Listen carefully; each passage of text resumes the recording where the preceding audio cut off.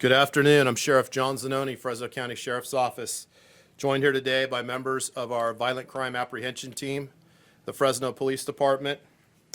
We're today to discuss a case, an incident that occurred on August 21st, 2024. On that date, detectives of the Violent Crime Apprehension Team helped assist with a call that occurred around 3:40 p.m. in the parking lot on the southeast corner of Clinton and Cedar Avenues in Fresno. Our deputies arrived on scene after receiving a call of gunshots in the area and found there were no gunshot victims. They later learned that there was a disturbance between a large group of students who attend nearby McLane High School. A preliminary investigation revealed that a 15-year-old boy had used a handgun to pistol whip a teenager, and a 16-year-old student pulled out a handgun and fired shots as people were leaving the scene. Some of these bullets struck a nearby vehicle and a nearby restaurant. Fortunately, nobody was seriously hurt due to this careless behavior. However, two customers in a nearby restaurant were nearly hit by this gunfire. This is a very serious situation happening outside the school with approximately 75 students at this location involved in this disturbance. And you had shots fired that, like we said, fortunately did not hit anyone and only hit nearby surrounding buildings and vehicles. In this case, the community helped us along with witnesses, and we further developed information regarding the descriptions of the people involved, including the gunman. There was also video recorded at the scene, which was later shared. About 30 minutes after this shooting, deputies arrested a 16-year-old gunman in a nearby neighborhood. He was the one in a video. He's the one who had actually fired multiple rounds at the location, and he is a student of McLane High School. Due to the possibility that we believe this was having a gang connection, Magic detectives assisted with the case, and we wanted to ensure all of the people at McLane High School, the families and the kids that attend McLane, that we were taking this seriously, and this was a top priority for the Fresno County Sheriff's Office. The next day, we identified a 15-year-old McLane High School student who had taken a gun from one of the suspects for the purpose of hiding it, and he hid it in his residence. Detectives served a search warrant and arrested that teen, but did not find the gun. We served multiple search warrants in this case, and we located the firearms as you see here. We have the two firearms that were recovered, that were used in the parking lot for the pistol whipping and the shots fired. We have additional firearms that were recovered at a residence as a result of one of these search warrants. Upon completion of this case, we seized 6 firearms, arrested 7 people. 5 juveniles were arrested. 4 of those juveniles attended McLane High School. We also arrested 2 adults. We arrested, as you can see in the photo here to my left, Jim Vu, who was a felon, convicted felon. He was in possession of the firearms that you see in the photo below him.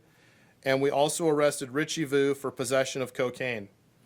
It was later determined that many of these kids that were involved in this violent act were hanging out at Mr. Jimmy Vu's residence and were taking pictures and doing other things with firearms and things that were really inappropriate for kids of this age, and obviously a violation of the law due to Mr. Vu being a convicted felon.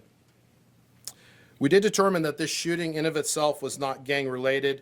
There were individuals of gang association involved, but this was rather a personal dispute that occurred outside of McLane High School and spilled over onto the southeast corner of Clinton and Cedar, where shots were fired, and like we said, fortunately, no one was hit by this gunfire. The Sheriff's Office, we take this very seriously. I know that there was a lot of parents that were upset. People were concerned after this incident because it involves school-age children here within the county of Fresno. But we've made these arrests. These guns are now not on the streets. Individuals that were involved, juveniles, have been arrested. 3 of them have had charges filed against them by the Fresno County District Attorney's Office. Other ones are pending review and filing by the DA's office. This is something, today's day and age, we see shootings at high schools, at schools. We've seen a lot lately of the hoaxes of school violence, or kids are going to bring a gun to school, or there's going to be a shooting at a school. So this is, like I said, something that we take very seriously. This situation has been handled. Unfortunately, these are things that we have to investigate, almost on a routine basis, just because of the world that we live in with social media and other things that are out there where we see these postings, and it really is scary. But I want the public to be reassured that these guns are off the streets, these individuals are in custody, and as you can see behind me, with ViCAT, with our Magic unit, and working with the Fresno Police Department, we take these investigations very seriously. We want to do our best to protect our students and children in our communities. With that, I'll open it up to any questions. Are you still looking for any other suspects? At this point, no, we are not looking for any other suspects related to this incident. The kid that has the gun, you said he was a student, correct? There's several kids who are students. Yeah. The one who fired the 3 shots was a student at McLane High School. Now, were they hanging out with those 2 individuals beforehand, or did he go through school with the gun in his bag, and then how did he have the gun in the first place? I don't have that information, but I will get that for you. Detective Sasso. I'll make a quick comment on that. We didn't find any evidence that these guns were brought to school, and that's obviously an avenue that we wanted to investigate. But as of right now, I don't have any evidence that shows that these guns were on campus prior to this shooting. What time does school get out, and then what time does the shooting happen? And was that one kid that goes to that school present at school during that day? I don't have the information if he was present at school. School lets out around 3 p.m., depending on if kids have after-school activities or sports or things like that. This shooting was reported at 3:40 p.m., so it was shortly thereafter. And like I said, there was a personal dispute among students. There's some people who were involved in gangs that were involved in this, but it wasn't actually gang-related. It was a personal dispute amongst juveniles. The student that shot the gun related to those adults? Are they related? Don't have any information that they're actually related. Individuals were hanging out at Mr. Jimmy Vu's house, where, as you could see, additional firearms were present. There's potentially some gang activity going on there, but no, not directly related to Mr. Jimmy Vu or Mr. Richie Vu. And what are the charges that each of them are facing? So the charges that they're facing are, a variety of firearms charges. I'll pull that up here real quick. We're looking at Penal Code Section 245B, Penal Code Section 245A2, Penal Code Section 246. Those would be for the shooter. Then we've got some other charges of PC 245A2 and PC 245B against some other individuals. And then we've got some accessories with the individual who went and hid the gun or took the gun from the scene. And then for Mr. Jimmy Vu, we've got, being a convicted felon in possession of firearms and other firearms-related charges. Is Jimmy and Richie Vu both related, or just common last name? I believe it's just a common last name. Do they believe the adults might have sent/ordered the minors to go do these crimes? We don't have any evidence that the adults ordered anyone to do these crimes. This was a personal dispute. But as I said, there were some issues with what was occurring at Mr. Jimmy Vu's house related to these some of the juveniles and firearms. Can you talk to us about the process? How were you able to track down the other students involved? Well, we were very fortunate in this case that we had witnesses and that we had individuals who brought forth video surveillance or videos of phones and things that were taken at the scene to us, and then working with our partners with ViCAT, with Magic, the Fresno Police Department, who has a school resource officer on the campus at McLane, we were able to piece this together. And as we started to contact people and made arrests and things like that and serve search warrants, we were able to put together who the individuals were that were involved in this incident at McLane. What is the message for the parents? Because I'm assuming a lot of them might be worried that this type of incidents are happening near the school. What is the message for them? The message for the parents is, we have to preach to our kids today, and this, with what goes on with school violence and things like that, like really hanging out after school at places like this really isn't safe, and that, kids need to be aware of their surroundings. And if they see something that there's a fight or there's a disturbance or people are arguing, and like in this case, you could see the juveniles have, some head coverings on, and there's some things that are some red flags or some warning signs. Parents need to tell their kids to get home, get to a safe place, or if they don't need to go home, don't be hanging out like that. Stay on campus at McLane High School where they have a school resource officer, where there's staff, where it's a lot less likely that things like this are going to occur, or come straight home after school. But hanging out, loitering around with this type of incident, and you put yourself in, as a kid, you put yourself in a bad situation where, like we said, in this case, it was very fortunate that the bullets did not strike anyone. Do you think the security or safety at school should or will increase after this incident? Well, I think that when we talk about the school I think they do a great job with the school resource officers, with the Fresno Police Department, and the school security and the staff safety staff who's on campus.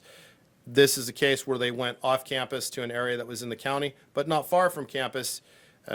These are things that, yes, could they do a little better? Obviously, but this happened to occur at the southeast corner of Clinton and Cedar. It could have occurred at Bond and Clinton. It could have occurred at a lot of different locations. The message is to kids out there to stay out of trouble, to keep out of harm's way. Don't go to hangouts like this after school. Go straight home, stay on campus, play sports, do whatever. But hanging out there with 75 kids when you could, kids know when something like this is going to go down, at least the fight part of it. And then obviously the guns came into play here, which brought it up to a whole different level. How many shots fired? 3 shots were fired. So we don't know how they came into possession of these guns? I don't.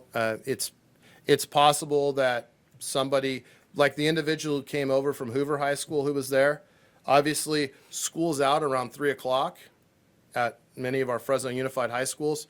So he had time to get from Hoover to McLane. So there's a chance that these individuals either came in contact with someone or maybe even went back to their residence and then came to this location where this disturbance occurred. Guns registered, stolen. I do not have that information, but obviously as a 15 and 16-year-old kids, they would not be able to legally own and possess a handgun. Sheriff, over the years, the criminal laws for juveniles have changed quite a bit. Do you think there's still enough teeth in the law to hold kids like this accountable? That's a good question. The laws have changed. We've seen, people are no longer in the California Youth Authority, and our juvenile probation holds people at our juvenile hall up until well into the 25, 26 years old, into their adult years. So we've definitely gone a different route with rehabilitation and trying to help kids, which is a good thing.